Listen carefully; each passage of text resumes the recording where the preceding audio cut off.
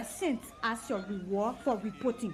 When you see corruption, report it and the law will back you. So nobody will do anything to you. Are you really sure of the things you are talking? Oh yes. The government now put in place the ombudsman. So what the ombudsman then will be doing, Sarah? The ombudsman will investigate violation of the code of conduct. It will make sure that people working in government act properly and that they don't do things anyhow. I see.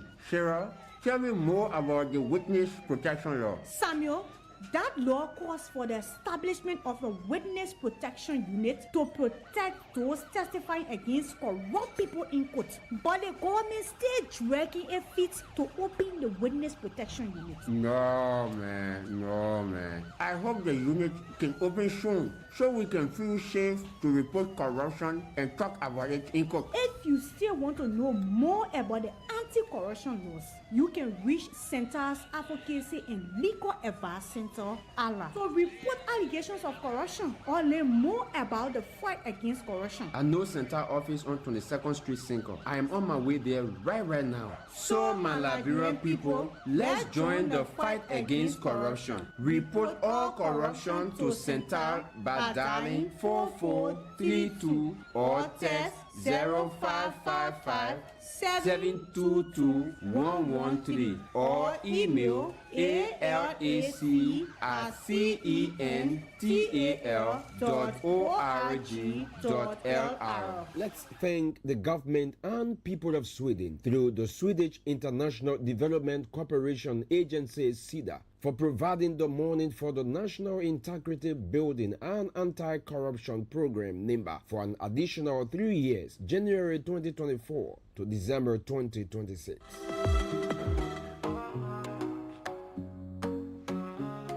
Liberia, our homeland, a future bright we see, with honest hearts and open hands for you and for me. But shadows creep and darkness hides where secrets like to stay. Cental steps into the light to chase those clouds away. Shine a light on every corner, clear and bright. Transparency's the guiding star to take us near and far. Accountability, the solid ground where justice can be found. Cental sings, Cental strives for a Liberia that truly thrives.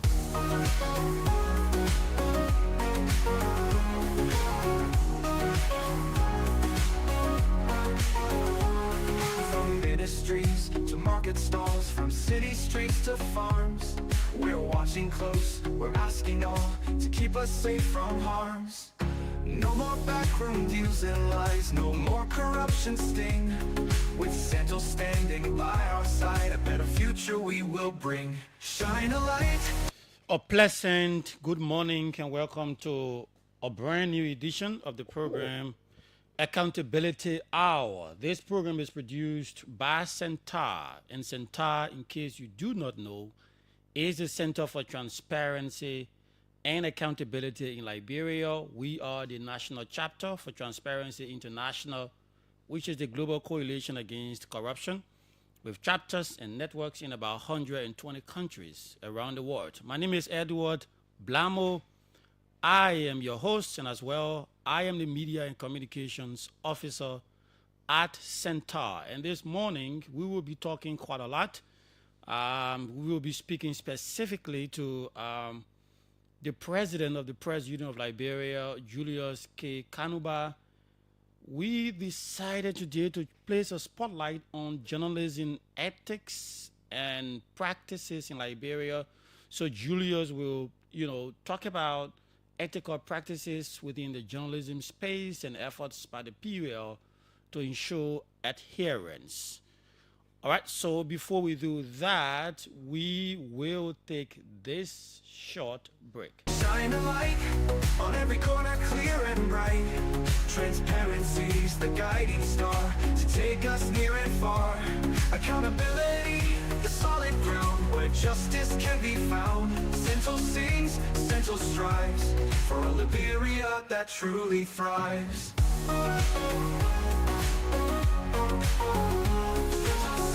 Cental strives for a Liberia that truly thrives. It takes us all Welcome back to the program Accountability Hour. And as we stated, this program is produced by the communications section at Cental, and it is part of our National Integrity Building and Anti-Corruption Program, which is funded entirely by the government and people of Sweden through the Swedish International Development Cooperation Agency, SIDA. And this program is meant for you, members of the public, to actively engage in discussions around the promotion of transparency and ethics and accountability within Liberia. These are the values that Cental stand for, and we expect that the citizenry, everyone, will be active, because we cannot succeed in the fight against corruption when we do not put our pieces together and put our acts together and support the fight against corruption. Each of us has a role to play, and that role is very key, and that is to be active. When you see acts of corruption, wherever you are, you report it. And when you stumble upon corruption, you report it. That's the role you can play. You can also be active by raising your voice about, issues of accountability and transparency. And then gradually, we are going to defeat this nightmare, and we're going to reposition Liberia where we have equity, we have prosperity, we have development. All right. But before we do that, we'd just like to remind, we would like to get a few bars of what is contained within the arrest agenda for inclusive development. That is the national development plan of the government of Liberia. We thought to, highlight some very key aspects of that agenda, especially the aspect that has to do with the 6.4.1, which says strategic policy 15, and it talks about transparency and accountability. The reason we are flagging this is, when we have governments, taking office and people, getting elected, they have plans. They derive development plans. They say these are some of the things we're going to do. So it's only fair to hold those leaders accountable for some of the things they wrote and some of the things they say they're going to do. And what they said within this arrest agenda for inclusive development is what I'm going to review back, especially as it relates to promoting transparency and accountability within government.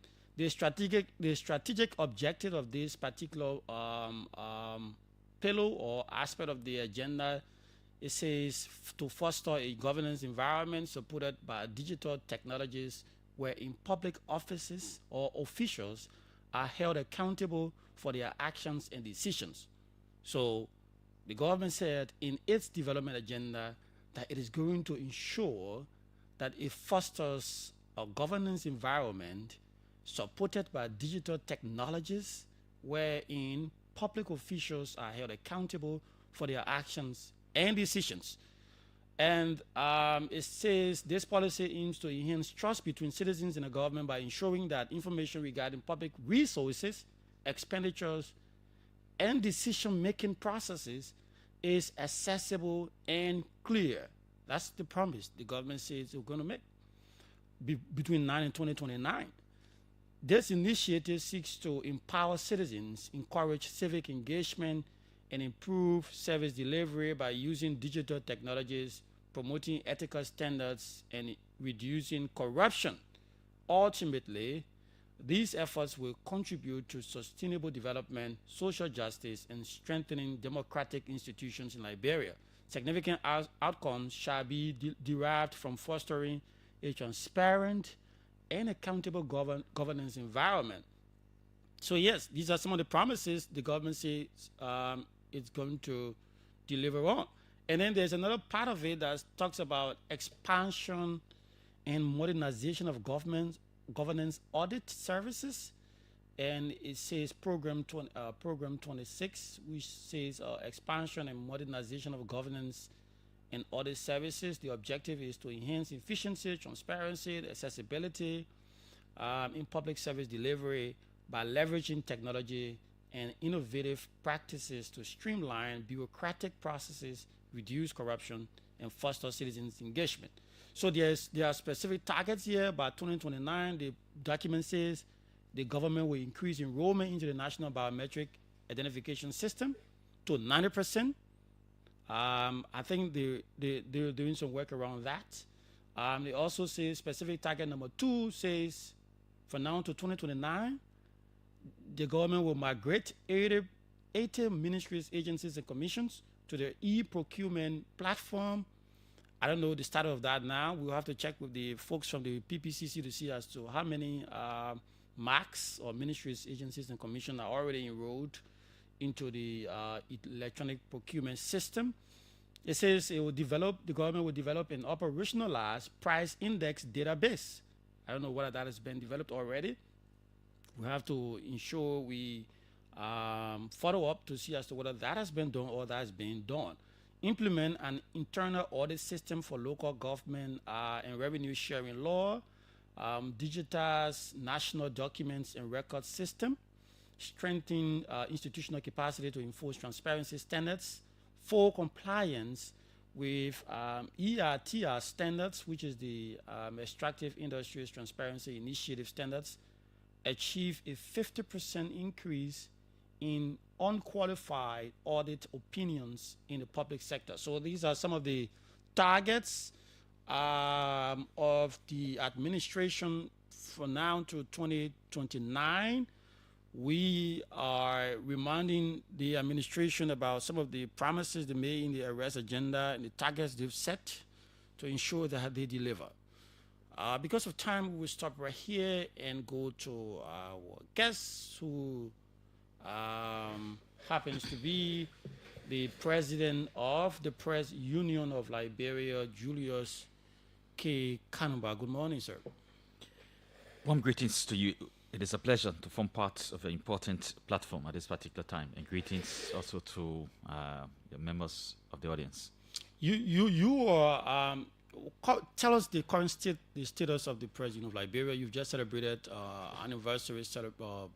You had a program celebrating your anniversary. What does the President of Liberia looks like now? Well, again, it is a pleasure to form part of your platform. Like we stated in the anniversary message on the State of the Union during the 61st anniversary celebrations on the 30th of September 2025, we said that the Press Union of Liberia is stable, strong, serious, and scrupulously engaged in competently representing the rights of journalists, media organizations, and the public interest. Unlike the period where, like historically we've emerged from a period of paralysis, and I mean we don't intend to recount some of the developments of the past, but yes, in the last 12 months, we've been able to stabilize the leadership at the union, and we've been able to ensure that the union is brought back together. Okay, so tell us some of the different initiatives, trainings, and mentorship, and other activities that you've undertaken as a union over the last couple of months. Well, it is true. We've undertaken a series of activities, but our focus in the first 12 months has been that internally we have to resolve certain problems that all of us met and confronted at the PUL. First, we needed some internal level of control in terms of the different activities, in terms of the institution as a whole, because like we know, I know institutions do emerge with different underpinnings, but at a certain stage, they will have to be reformed. So we initiated the process of knowing the assets and liabilities of the institution. That was done. Some of those assets have not been found yet, and very shortly we will take certain actions.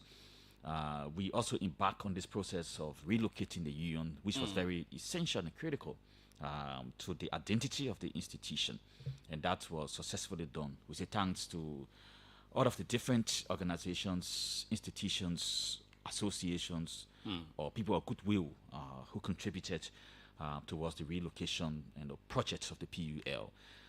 We have a headquarters that is far more, put us in a position of identity in terms of knowing who we are as an institution. We also thank our previous landlord for affording us the opportunity to be at Clay Street for 23 years. Yeah, so we are now located at 9th Street in Cental. So the union has got an identity. And I mean, the issue of capacity building, well, yes, we've now been 100% substantially involved, but of late, given that we've put into place some internal systems and control, we've been embarking on capacity building initiative. Just last week, when you were, fighting to get me, I was in Sino, like I said. You wanted me here last week, but it was not possible. We are going to implement a very small capacity building program for journalists, initially of 2 radio stations, but because of the interest it generated, we made it 3 radio stations, and we implemented this particular training program with a group called Serath Development Organization. Okay. We started the conversations about the training program, which is also informed by our mentorship program that is ongoing since January of this year. We've worked, for instance, with the LRA, the Liberia Revenue Authority, to build the capacity of journalists in terms of the functions and workings of the LRA. That was done, I think, some part of, last month, if I'm not mistaken. We've also been attending different training programs that are initiated by different organizations. And in the coming months, we will keep some of the opportunities. Looking for some of the opportunities for members of the union. But like we said to many people, we have to build the press union internally before we can extend outside. So as part of the extension outside now, we are trying to raise resources for the construction of our own national headquarters, commonly known as the Staton Peabody Media House. Staton, it is his name, it is his struggles and the struggles of journalists in Liberia that led to the formation of the PUL. So we believe that we are in the best position to embark on this issue of constructing the press union headquarters. So we will talk about that. Yeah, sorry, before you come in. Yes. Before I forget, we'd like to thank all of those who have made their initial contributions. Many different people have come to the union without even us writing them to pledge and to make financial commitments, physically in cash, right? So far, we receive different contributions. And like we have a Facebook page that whenever Blamo or Julius or whosoever donates, we give you a receipt and the money is deposited in the bank account. There's no withdrawal at the particular stage. Okay. And the publication is done to ensure transparency and accountability of the funds. Okay, so we at Cental have been doing quite a lot. We've been engaging different partners and stakeholders, community people, local leaders, and we've even been engaging journalists because... Yes. I'm also aware that you undertook some capacity building program for journalists. Yes, we're doing that because the fight against corruption, requires a holistic approach and getting everyone involved, especially the media, who played a very, very cardinal role in ensuring that the whole leader is accountable.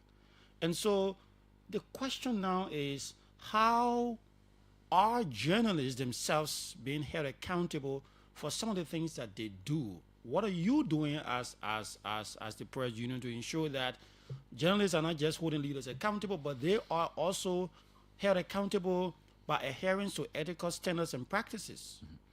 I agree with you 100%. The fight against corruption in any society requires a societal-wide approach, a whole society approach, so to speak.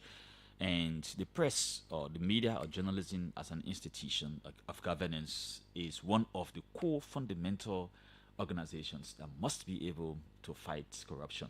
In fact, there's a famous supposition in corruption studies that a free press is a bad news for corruption. And that is essential. And when I say free press, I think you might be able to know what that means, whether politically, economically, socially, or environmentally. And the different environmental factors can be able to impact the very press, and the press itself can be a corrupt institution within society.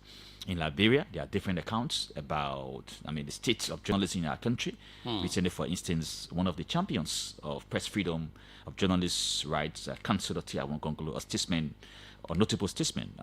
He criticized certain practices of the press in terms of what he referred to, in quotation, mercenary journalism.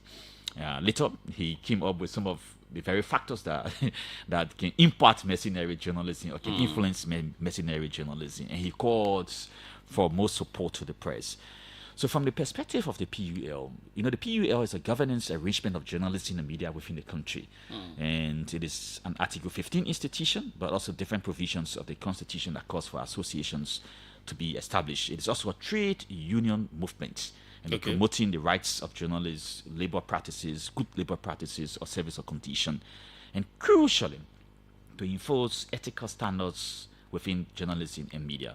And like I said, we've been working to build the internal structure because the previous, some of the previous difficulties about ethical enforcement, holding journalists or media institutions or members of society accountable, was that there was a reform within the PUL in 2016. A lot of reforms took place between, I think, 2008, 2009, when the new constitution was adopted. And one of those reforms led in 2016 to the creation of what we call the National Media Council. It is the ethical enforcement arm of the PUL, investigative body, professional body. And rather than just having what we had previously as the Grievance and Ethics Committee of the PUL, that was essentially made up of just people from media or journalism background in terms of the practice of journalism, there was this consensus that we need to expand the functions of this particular committee or the composition.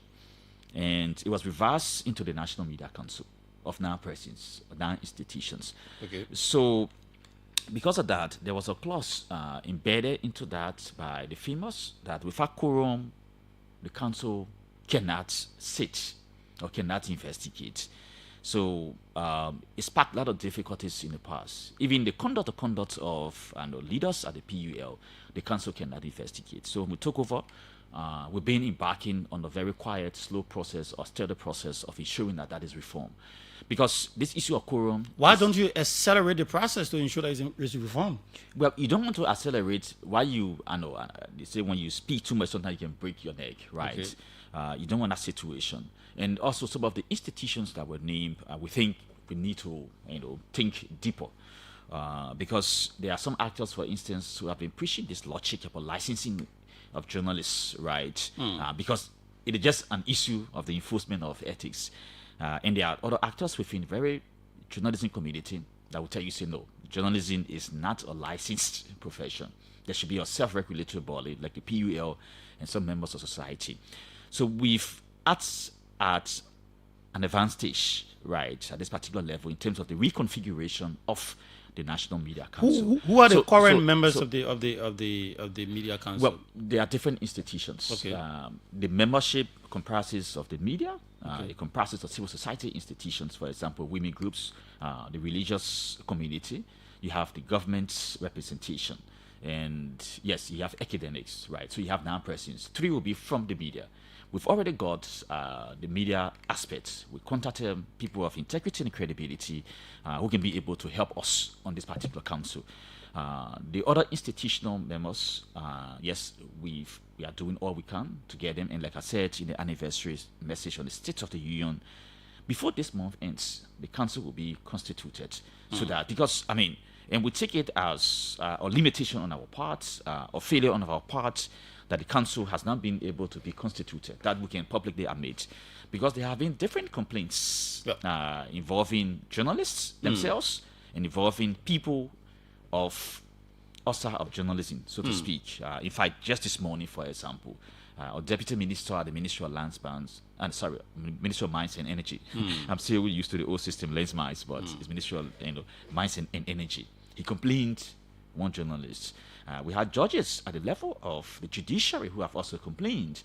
And one of the problems that we are seeing with some of the complaints, for example, some of the complaints are related to the practice of journalism, but those people are not journalists.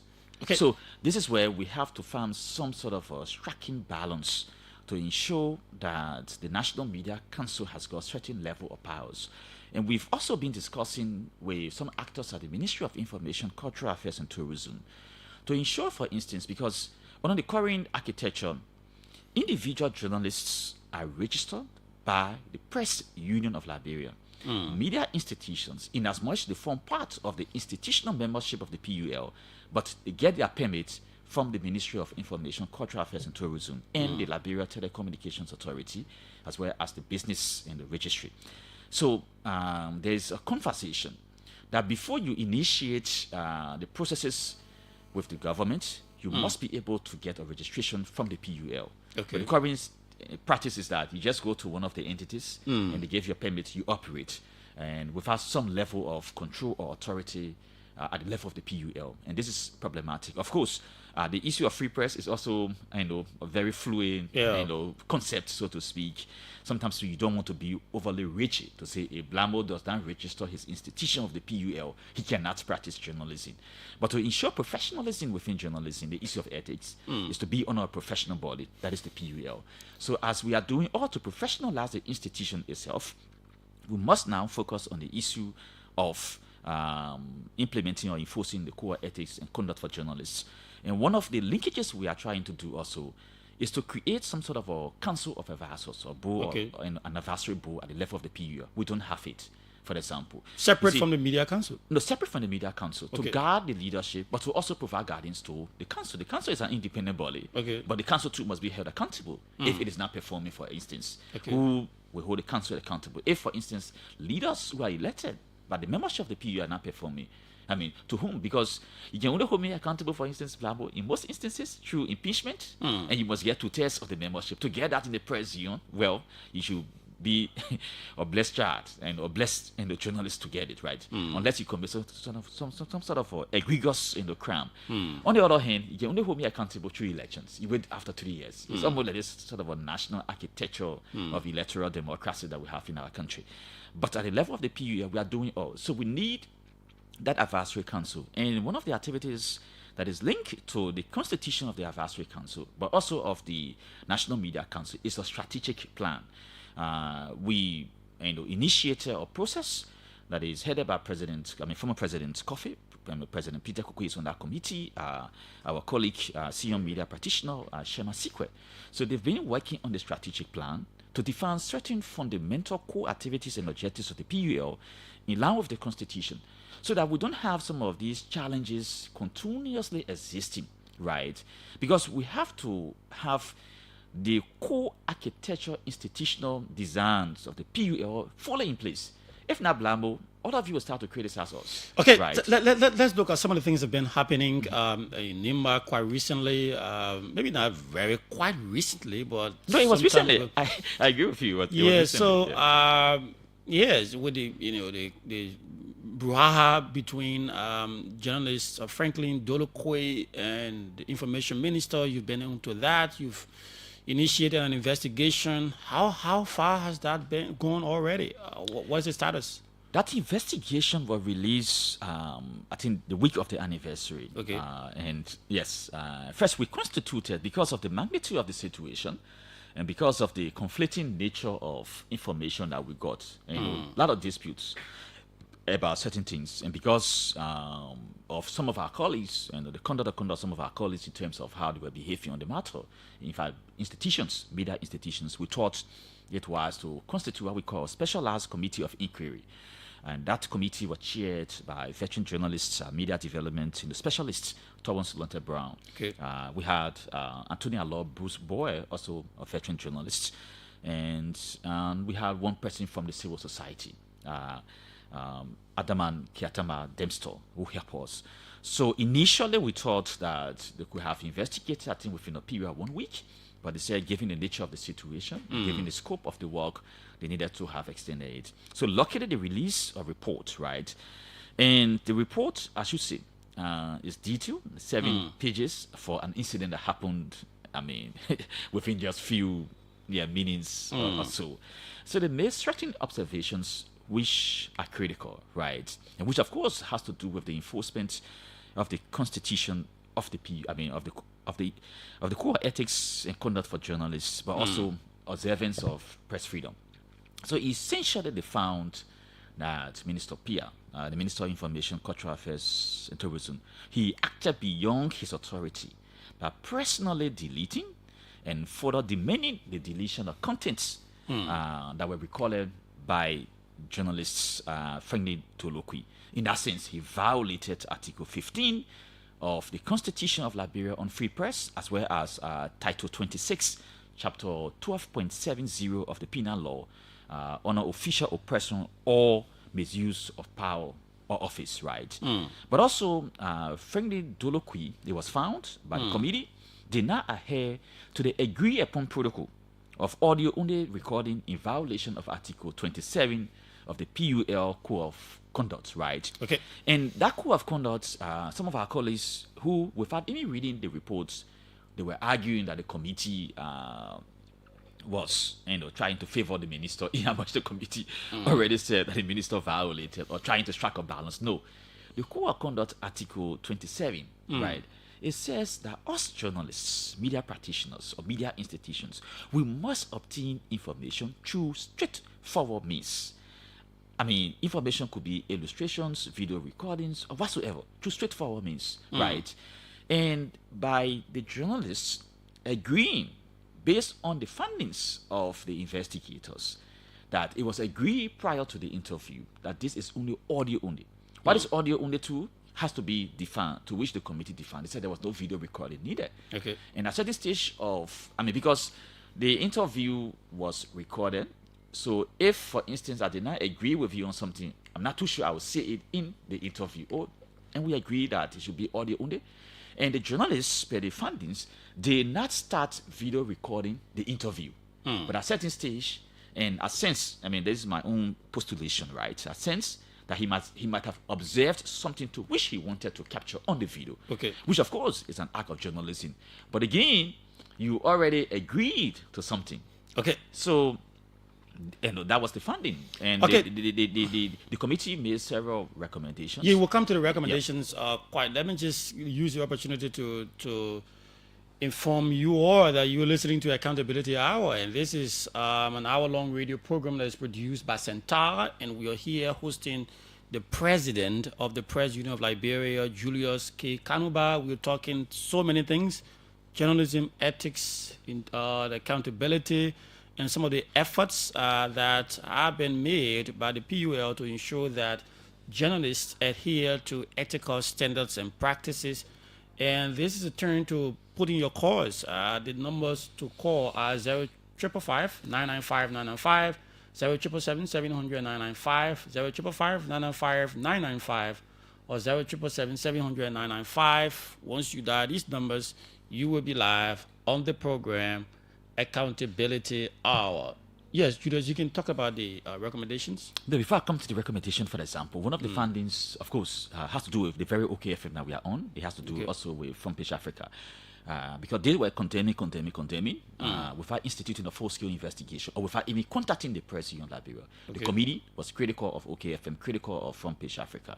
In fact, Front Page Africa did not give the minister the right to reply, in as much it is their employee or somebody who's working with them who was quote-unquote assaulted. In fact, the committee said the complaint by Franklin Dolokwi to the PUL did not mention physical assaults, but rather it was some form of intimidation or verbal, which of course is an assault in itself, right? So the committee is very clear on certain things, right? Let's see this person. We'll get back to that. Good morning. Good morning, and good morning to your studio guest, Mr. Julius Kanuba. Let's hear you quickly. And PABNB Wise, and I call you from GSA Road resident. Go ahead. So my point this morning is, let me say thank you to Mr. Kanuba, firstly for his election, and I hope his leadership will be able to bring sanity to the PUL. But my concern is when it comes to information dissemination, and this is where the PUL needs to come in. If Abraham Wise is director, are committed, certain or something else went all wrong, there's a need that a radio station, maybe let's say Abraham Foundation Communication, should be able to do a fact-finding and investigation concluded before coming to the public to give out the information. Because if you don't do it, the individual involved might take legal action against it if they understand that your your information that you publish is not Thank you. authentic. Thank you very much. Yes. I think we'll stop right here with you. Good morning. Let's take this person. Good morning. Good morning. Let's hear you quickly. Okay, I am Reverend J. Otelo Benga, the first I called from Congo Town this morning. Go ahead. So thank you for the program, and I have a question for the PUL president. Mr. President, what do you do with those who you say they are not in the membership of the PUL, but are using the microphone and the airway and are breaking some other, spewing other information, whether it be true or not, and sometimes some of them insult and say a lot of things about people who are in the private sector, accusing people about being criminal, being corrupt, Okay. and all the kind of things without any substantial evidence. Thank you. And they are not in your PUL. Thank you. What I think do you do with them? I think he got that question. He's going to answer that. Good morning. Good morning. Yes. My name is Clifford Russell, and I do call from Monrovia. Let's hear you quickly. Today's topic is very interesting, and it is good to have the president of the PUL in studio, because this is something that I have long been wishing to talk about, and gracefully is in studio today. President, good morning. I am particularly concerned about what Councilor Gongo wrote about the last time, something that we've seen and witnessed over the period of time, and Councilor Gongo referred to it as mercenary journalism.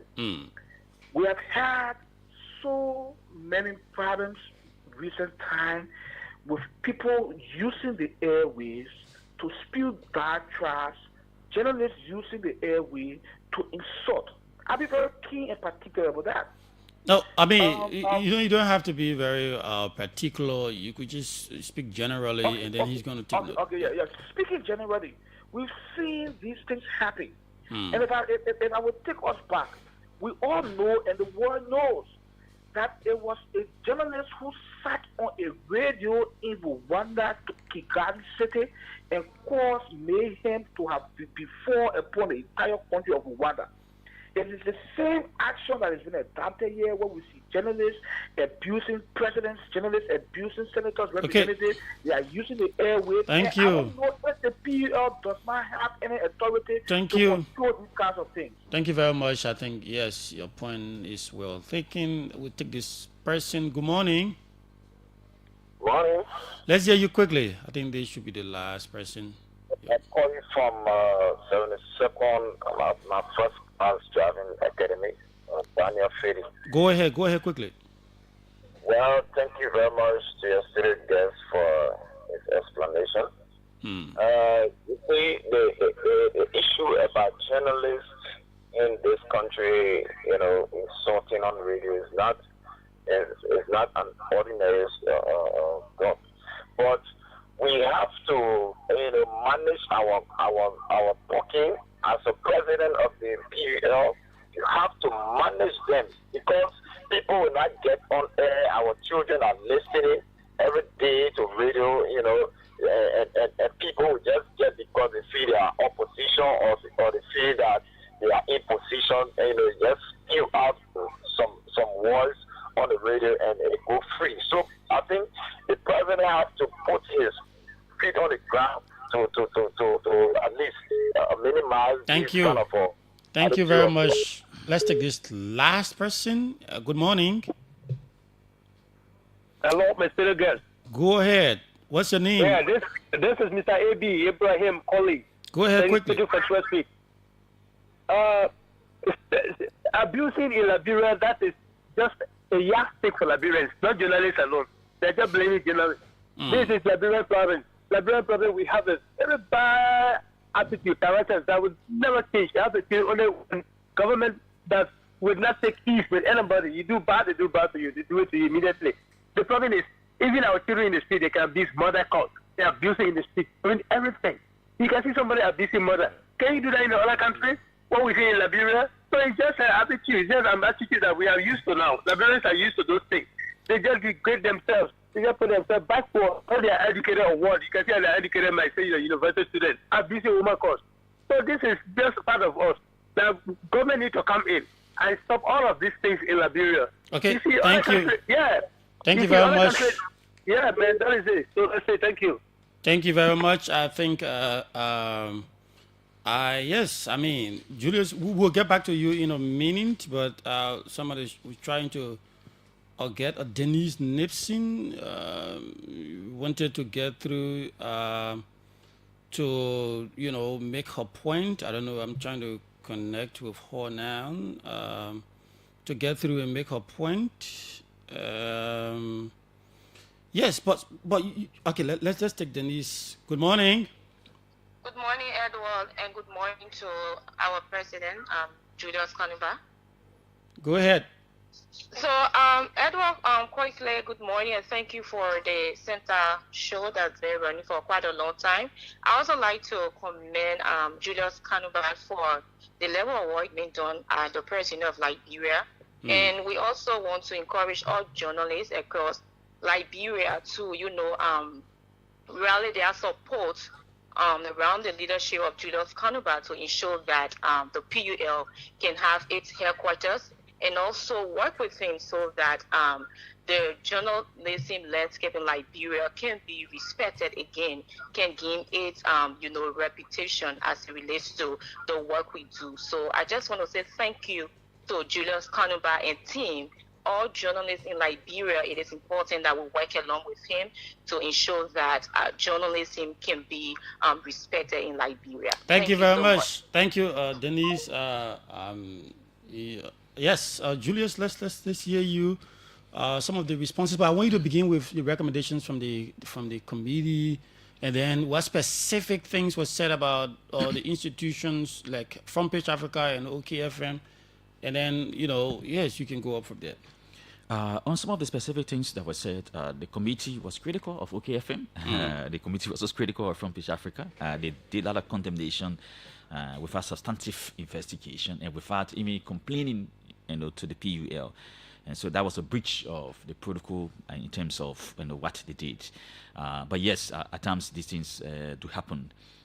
In terms of the recommendations to the PUL by the Specialized Committee of Inquiry, the committee stressed that the PUL should reinforce adherence to the Journalists' Code of Ethics, emphasizing respect for privacy and proper conduct during interviews. The committee also recommended that media houses having conflicts with any individual, group, or organization or government official must first seek the intervention of the PUL before taking any action. For example, releasing statements, publishing, unless the situation demands immediate urgency. The committee also emphasized that media outlets should verify facts and ensure balanced reporting before issuing public statements in line with Articles 19, 23, and paragraph 2 of the PUL's Code of Ethics. The committee also said in its recommendation that government officials, including ministers, should respect journalists' rights and follow due process and the rules of engagement when addressing misconduct or disputes. Okay. And one of the good things the committee also said was that the PUL, media houses, and government agencies should regularly organize joint trainings on ethics, rights, and responsibilities to promote professional coexistence in terms of dialogue to foster mutual understanding. And this is where we need partnership or support with people like you at Cental, to address some of these issues. So those were some of the recommendations and findings from the committee. We are aware that our colleagues and the minister, they took it in good faith, that the committee was independent, impartial, and very extensive in its work. So we say thanks to members of the committee for the work. Let me just hear from somebody, Masa Kane. I think she works with OKFM here. She's a journalist as well. And she's interested. She's one of the way in. Just let's hear you 1 minute, Masa, please. Thank you, everyone. Thank you very much. And I want to say good morning to our president, Julius Kanuba. I've been monitoring, but there's just something I want to highlight here this morning. To the public and everybody listening to you this morning, that not everyone, because I've heard people speaking journalists sit on the radio, insult, anyhow, talk anything. But let's understand that not everybody that sits on the radio or behind the microphone, or you see out there that have a phone going live and doing things are professional journalists. But yeah, because you see a lot of people just get ready and take the chopper and go out there. Some of them do not have the professional training. They didn't go through the ranks and files of journalism. They don't know the ethics. So the public out there listening this morning, we want you to understand we have professional journalists that will not go that low to sit down behind a microphone, insult, and do things. Okay, thank you. Yeah, there are people you see out there that are not journalists because a professional journalist will follow the professional standard. Thank you, Massa. Yes, we have 5 minutes to wrap this up, so you can just use that 5 minutes to, respond to the concerns. Okay, I wanted to start with Massa, but say Massa is a journalist, so maybe she can be strong defense, as some may say, but she's also 100% accurate in her description. And I will come to that in my closing, right? In terms of the first caller, yes, thanks for your Khan's voice. But yes, the PUL, we work to ensure that we follow adherence to ethical standards. In terms of the second caller, Otello Mayon, what do you do to people who are not members of the PUL? Well, the PUL is a governing mechanism of journalists in the media. So whether you are or not a journalist, we've got certain level of control over you. If not, the next level will be through the courts and the processes. That's why some judicial actors, like I was saying, have been able to complain to the PUL because they don't want to use their judicial power or their rights as citizens of the Republic to sue. So they come first at the level of the PUL. To the point by Clifford about what Councillor Gongolo mentioned, like I said, is an issue of the enforcement of ethical standards. And it's also the question about the political ownership or the political economy of the media, so to speak. Because we have this sort of a vibrant pluralism. Some people might like to say polarized pluralism media system in the country, where, for example, a politician and a business person, people with vested interests, or civil society activists, everyone has got a right to open a radio station and to hire whosoever you want to. But then, whether those we hire have got what Massa was talking about in terms of professional trainings or what have you, is that particular problem. So yes, we want to address mercenary journalism in the country, but the political economy of the media too will have to improve. Because I said this at a program, and some officials from the LCC, they try to condemn him, right? Blamo, if people in most societies, right, if people are now well paid, they don't have resources to take care of their daily needs, most likely some of those people might engage in acts that are unbecoming. And it is within the field of journalism that we cannot ever shy away from that, right? We know that there are people, whether they are poor or rich, they will stand by integrity.